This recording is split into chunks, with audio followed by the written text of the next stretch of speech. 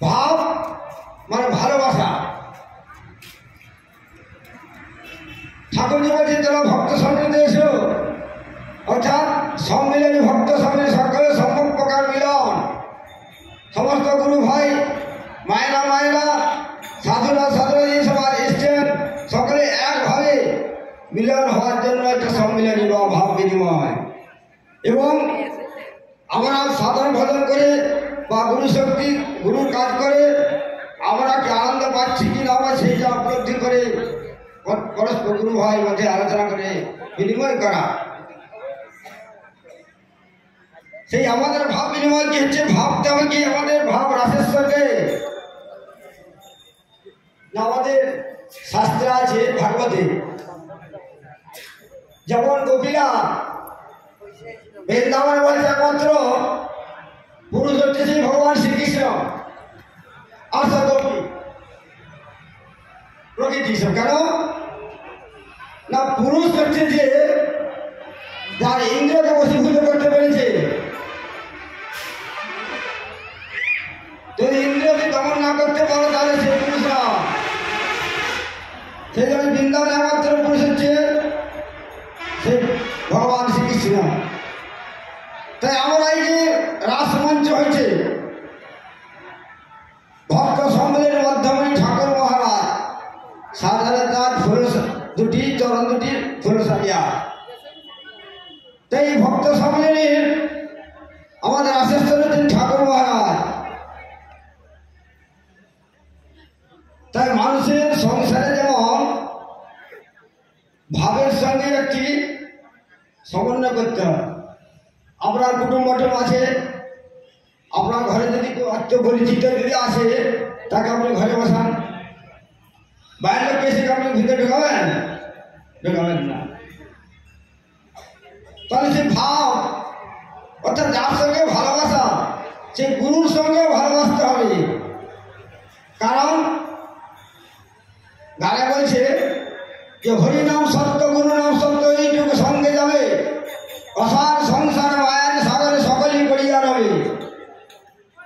একমাত্র তোমার হরি মৃত্যুকাল কি বলছে, হরি বল বলছি। আর ভগবানের কাণ্ডালী আমাদের গুরুদেব, তার সেই ভালোবাসাটা কাজ ঠাকুর ধরে তোরা আমাকে একটু ভালোবাসিস, তোমার আমার জ্যোতির্ময় মন্দির বলছে আমাকে মূর্তি ধ্যান চিন্তা কর। কেন বলছেন না, সেই নির্গুণ ব্রহ্ম সগুণ ব্রহ্ম, নির্গুণ মমতে নিরাকার নির্গুণ বিন্দু তোমরা চিন্তা করতে পারবে না, তোমার সেই আধার শক্তি ক্ষমতা নেই। তাই সেই জ্যোতির্ময় মন্ডল বলছে আকাশত্ব করে তোমরা আমার যে এই পচা দেহ গলার উঠে চিন্তা করবা।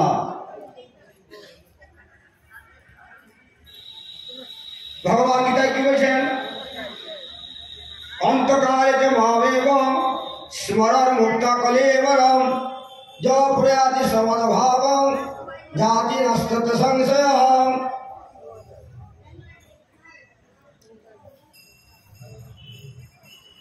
অন্তকালে মৃত্যুকালে তুমি যে ভাবে করবে, যেভাবে সেভাবে তাহলে তারা হয়ে কৃপাময় ভব করা পারে।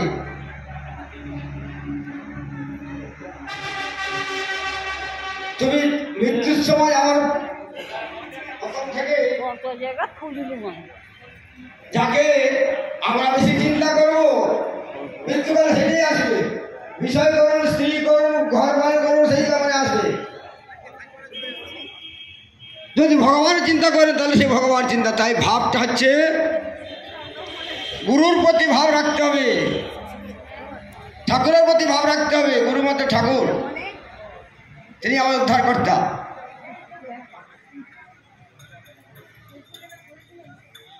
ওদের তোরা হৃদয়ে যদি বাজে জিনিস করে রাখি তাহলে বসবো কোথায়?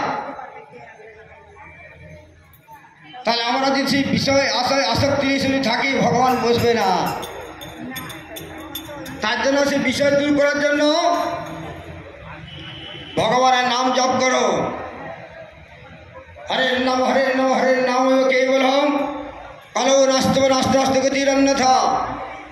এই কলিযুগে মানুষ ঝগড়া হিংসা কুবিদ্যা যত সব আছে, তুমি ভগবত চিন্তা নাম করো, তোমার সব নাচতে গলো নাচতে বান্ধ কলি সব হিংসা ঝগড়া সব দূরীভূত হয়ে যাবে।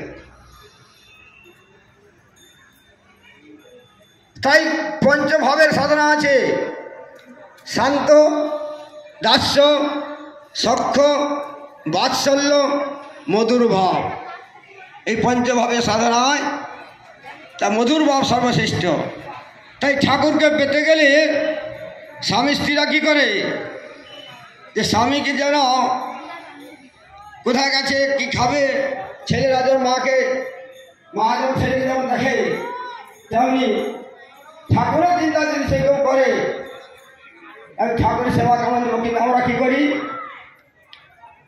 নিজের বেলায় পাবো হালা বোলা খাবো, আর ঠাকুরের বেলা দেখবে সে পচা কলা, টক আঙুর, পচা আপেল, যেটা সস্তা জিনিস কিনে ঠাকুরকে দিব। কেন? ঠাকুর তো খায় না, কি দুটি মুকুল দ্বারা দিয়ে দিব। সেই যে অন্তরঙ্গ ভাব, সেই ভাবটা ঠাকুর বলছেন, রে আমি তোদের একটা ঘরের মেম্বার ভাবতে হবে, তোদের একজন আমি কি এক অংশীদার।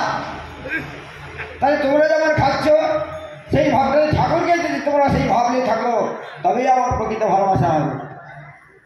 আর যদি বলে ঠাকুর ফটো বসে আছেন, ঠাকুরকে দিতে হয়, তবে সেই জন্য বৈষ্ণবরা বলে যে তোমরা ঠাকুর সেবা ঠিক করছে না, কারণ ঠাকুরের টাইম আছে। শাস্ত্র বলছে সকালে 9টা, পূর্বাহ্ন, মধ্যাহ্ন 12টা, অপরাহ্ন, সায়াহ্ন, তবে ঋষা, এসব ভাগ আছে। তা আমরা যদি কিছুই যদি শাস্ত্র মানবেন না, তাহলে আমরা জীবনটা বেকার। যা শাস্ত্র বুদ্ধিবিদ সৃজ্য বর্ততে কামকারত ন সিদ্ধি অভাব নতি ন সুখম ন পরাঙ্গতি।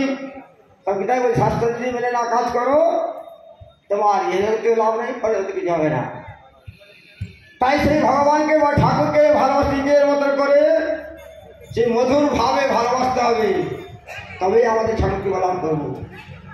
অতএব অনেকক্ষণ হয়ে গেল, আমি সমর্থ করছি, কারণ অনেকক্ষণ টাইম নিয়ে নিয়েছি।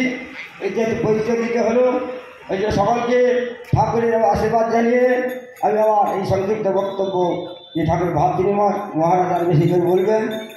হ্যাঁ, সর্বে ভবন্তু সুখিনঃ সর্বসন্তু নিরাময়া সর্বে ভদ্রে পশ্যন্তু মা কষ্টুঃ ভবে। ওম শান্তি। সকলের কল্যাণ মঙ্গল, যাতে আমরা ঠাকুরকে আমরা ভাবতে পারি, ভালোবাসতে পারি। এই ভাবটা আমরা রাখলে তবেই আমাদের মনুষ্য জীবন সার্থক হবে। জয় গুরু। সকল কল্যাণ হবে।